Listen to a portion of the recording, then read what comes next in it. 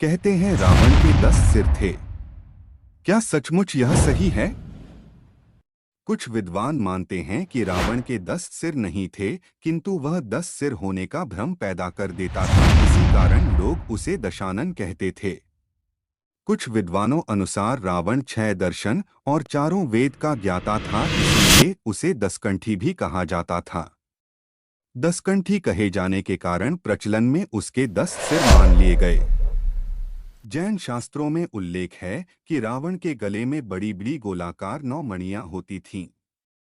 उक्त 9 मणियों में उसका सिर दिखाई देता था, जिसके कारण उसके 10 सिर होने का भ्रम होता था। हालांकि ज्यादातर विद्वान और पुराणों अनुसार तो यही सही है कि रावण एक मायावी व्यक्ति था, जो अपनी माया के द्वारा 10 सिर के होने का भ्रम पैदा कर सकता था। उसकी मायावी शक्ति और जादू के चर्चे जग प्रसिद्ध थे। रावण के 10 सिर होने की चर्चा रामचरितमानस में आती है।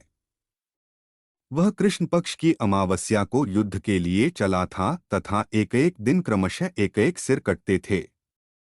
इस तरह 10वें दिन अर्थात शुक्ल पक्ष की दशमी को रावण का वध हुआ। इसीलिए दशमी के दिन रावण दहन किया जाता है।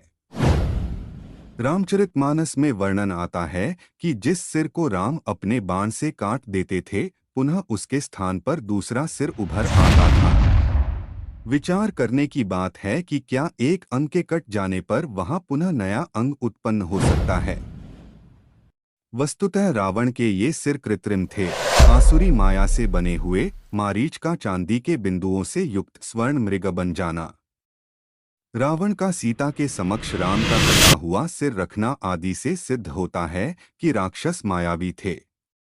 वे अनेक प्रकार के इंद्रजाल जादू जानते थे।